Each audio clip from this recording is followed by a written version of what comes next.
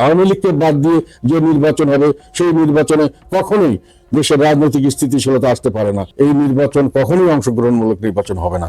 আপনি ভোটার যতই দেখেন, আপনি যদি দেখেন যে 100% ভোটার হয়েছে কিন্তু একটা দল আসেনি, ওটা পার্টিসিপেটিভ হলো না। যে আমরা দেখছি বিএনপি খুব জোরে সোরে নির্বাচনে সক্রিয় হয়েছে এবং আমরা দেখলাম যে আপনি যাদের কথা বলছেন জামায়াত এবং এদের যে এই 10 দলীয় যে জোটটা, এরা খুব সক্রিয়ভাবে নির্বাচনে, এরা বলছে যে উৎসব মুখর নির্বাচনী পরিবেশ। এই প্রেক্ষাপটে আপনি কি মনে করেন যে আওয়ামী লীগ আরো বেশি অপ্রাসঙ্গিক হয়ে যাচ্ছে? বেশি প্রাসঙ্গিক হচ্ছে। বাস্তবতা এটাই। এই কথাটা শুনলে অনেকের খারাপ লাগবে, কারণ যে প্রক্রিয়ায় আওয়ামী লীগ, যে কারণে আওয়ামী লীগকে দোষারোপ করেছি আমরা, এবং যে কারণে পার্লামেন্টের মধ্যে এই কথাটা আমি বলছি যে এই নির্বাচন কখনোই অংশগ্রহণমূলক নির্বাচন হবে না।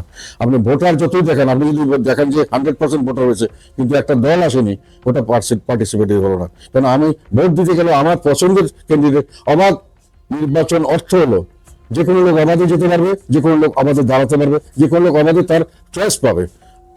মানে দুটোই হতে হবে। একটা হলো আমি ভোট দিতে যাবো ফ্রিলি, এবং আমি দাঁড়াতে, আমার পার্টিকে দাঁড়াতে দিতে হবে ফ্রিলি। আমি যাকে চয়েস করি তাকে যেন আমি পাই। এটার মানে হলো অবাধ।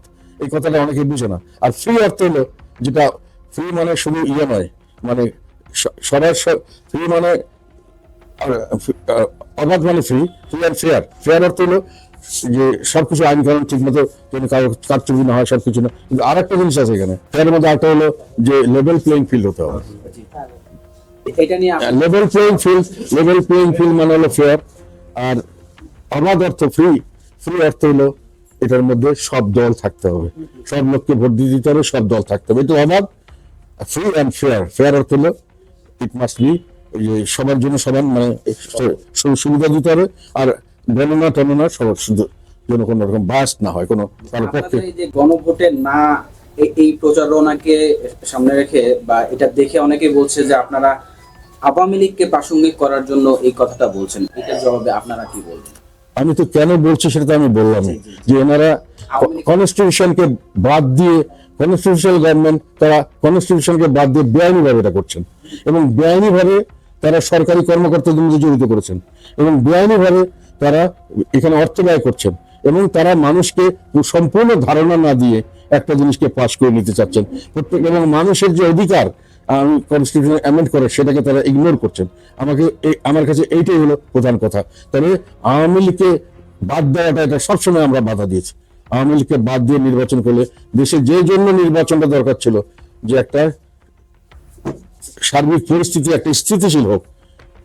যদি রাজনৈতিক পরিস্থিতি স্থিতিশীল না হয়, তাহলে সামাজিক এবং অর্থনৈতিক পরিস্থিতি কখনোই স্থিতিশীল হতে পারে না। এবং বাংলাদেশের বর্তমান প্রেক্ষিতে সবচেয়ে বেশি দরকার হলো রাজনৈতিক স্থিতিশীলতা। আওয়ামী লীগকে বাদ দিয়ে যে নির্বাচন হবে সেই নির্বাচনে কখনোই দেশের রাজনৈতিক স্থিতিশীলতা আসতে পারে না, এবং যতই চেষ্টা করা হোক, এবং অর্থনৈতিক এবং সামাজিক স্থিতিশীলতা আসতে পারে না। এবং যার ফলে দেশ যেভাবে অর্থনৈতিকভাবে ক্ষতিগ্রস্ত হচ্ছে, সেই ক্ষতিগ্রস্ত আরো বেশিভাবে হতে থাকবে, এবং দেশ একটা বিপর্যয়ের দিকে চলে যেতে পারে যে কোনো সময়।